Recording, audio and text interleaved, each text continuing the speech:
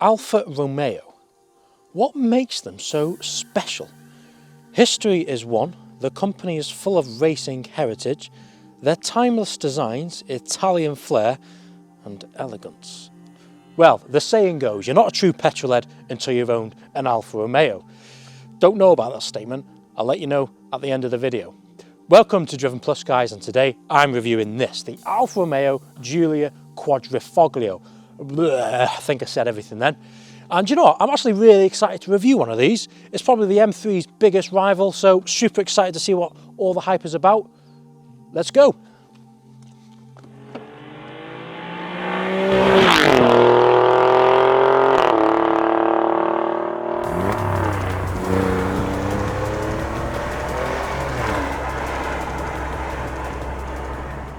Right, before we get into any stats, I remember when these first came out in 2017, it was my first year of driving, and Alfa didn't really have anything tasty in its line of, okay, maybe the 4C, but out of nowhere, boom, a super saloon was born, the Giulia Quadrifoglio. And even to this day, I've had my eye on the Giulia, and who knows, after today, I might have made my decision. Right, let's see what it's about. So I'm going to put the car into dynamic mode, everything firms up, it's got adaptive suspension.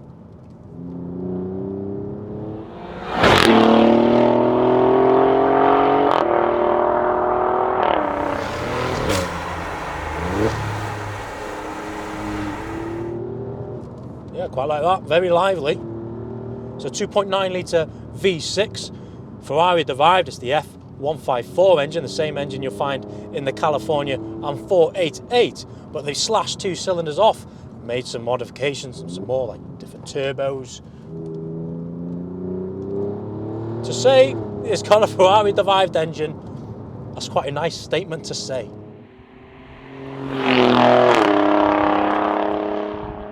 So, horsepower, it makes 505 horsepower with 445 foot-pounds of torque, and it sounds glorious.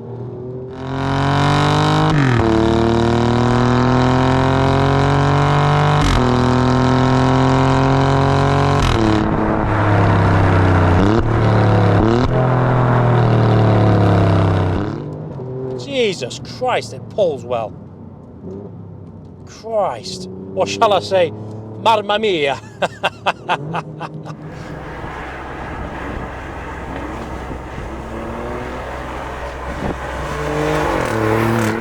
UK models only get automatic. Yes, you can get them in manual. 0 to 60 takes just 3.6 seconds and it'll do a top speed of 191 miles per hour. This thing is so good. The gearbox, collar mounted paddles, again, don't know how I feel about them, but to be fair, the paddles are massive, so you'll be doing well to miss a gear change. ZF8 gearbox, massive fan of it. Alfa's made a good decision there. Very responsive and civilised where you want it to be.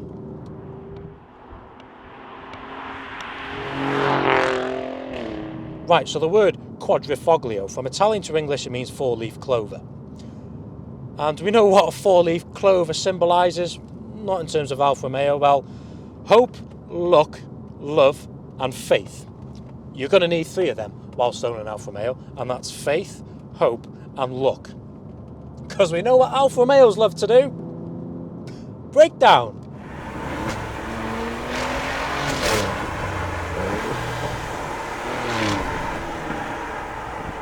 And suspension, adaptive dampers as standard on the Giulias. You've got 2 settings, soft and hard. But comparing it against an M car, coming from an owner, it doesn't feel that planted, that pointed on the road than an M car. There's just something about it. It feels a bit big. But don't get me wrong, chassis wise, does the bends very well. It's the same guy designed the chassis for the 488, so they know what they're doing. But for a saloon car, this thing's quite light. Weighs in at 1,620 kilograms. That's thanks to carbon fibre everywhere, the bonnet, the roof, the drive shaft, spoiler, and you've got a front splitter. And here comes its party trick. This is called the active aero splitter. So when I travel above 100 kilometers per hour or 62 miles per hour, the front splitter will lower to increase downforce. How cool's that?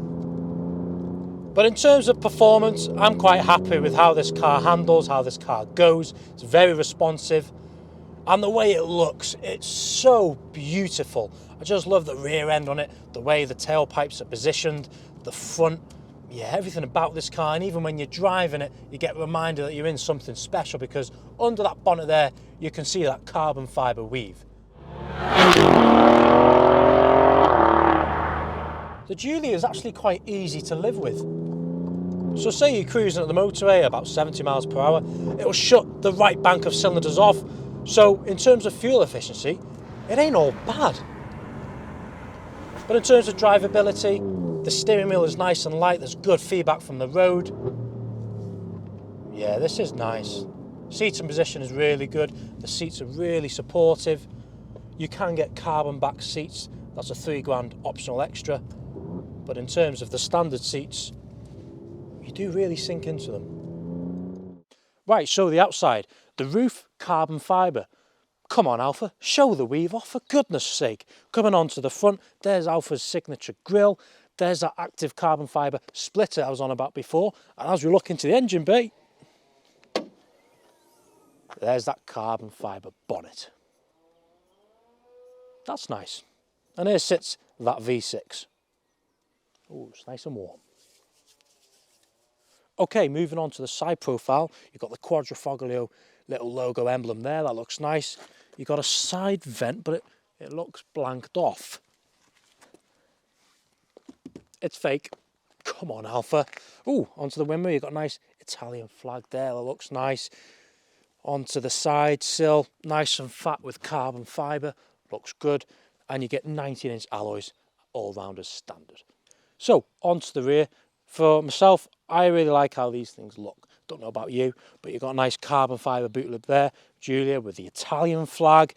I really like how these quad tailpipes are positioned, and wrapping around this is this massive diffuser which goes all the way down there. But as we come up, as we look into the boot,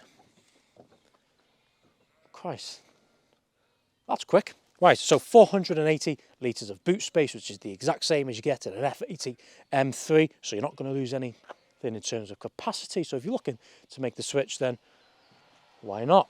And it's annoying to close.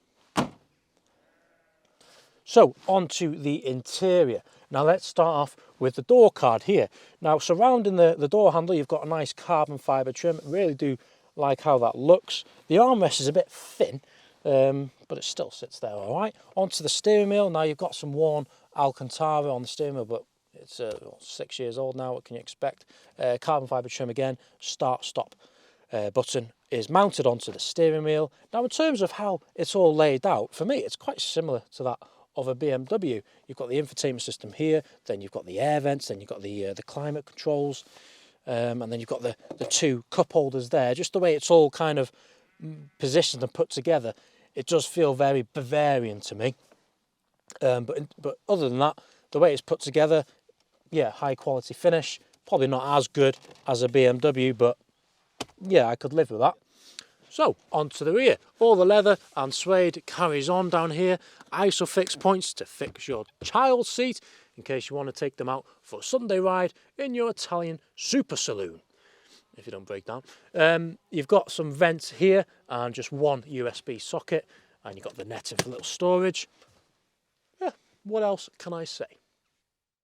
At the start of the video, I referred to the saying, you're not a true petrolhead unless you've owned an Alfa Romeo. So after I've driven it today, what's my final verdict? Well, say I had the Alfa here and my M4 CS there, I'd still go home in the M4. I think the M car just has that edge over an Alfa Romeo. But by all means, take nothing away from the Giulia. It will age like fine Italian wine.